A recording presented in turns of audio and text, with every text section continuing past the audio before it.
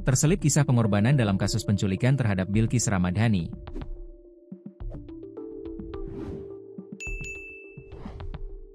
Satu di antara kisah tersebut yakni pengorbanan Temenggung John, seorang tokoh adat suku Anak Dalam, SAD, Merangin, Jambi, demi bisa pulangkan Bilqis ke orang tuanya di Makassar.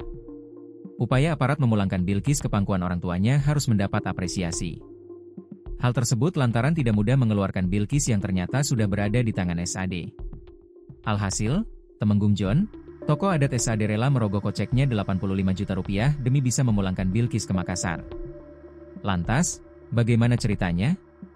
Dikutip Tribun Lampung Co. ID dari tribunjambi.com, Temenggung John menjadi mediator kepolisian saat penjemputan Bilqis di permukiman SAD di Merangin, Jambi. Mulanya, Bilqis Ramadhani diculik Sri Yuliana di Makassar, Sulawesi Selatan. Bilqis dijual melalui media sosial Facebook. Nadia Hutri, warga Sukoharjo, Jawa Tengah, membeli Bilqis seharga 3 juta rupiah.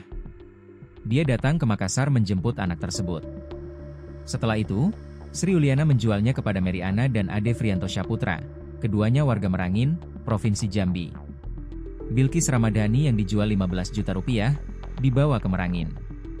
Setelah Bilqis sampai ke tangan dua warga Merangin itu, Mary Ana membawanya ke daerah Mentawak, Kabupaten Merangin, ke suku Anak Dalam. Temenggung John menuturkan semua berawal saat Mary Ana, 42, yang mendatangi suku Anak Dalam di Mentawak, Merangin. Di sana, Mary Ana bertemu dengan pasangan suami istri Begendang dan Nerikai. Mary Ana menyampaikan bahwa orang tua kandung Bilqis tidak mampu merawat dan mengalami kesulitan secara ekonomi. Begendang dan Nerikai waktu itu sempat menolak. Menurut John, mereka takut mengurus anak dari luar komunitas, kecuali jika Bilqis benar-benar ada hubungan keluarga dengan Mary.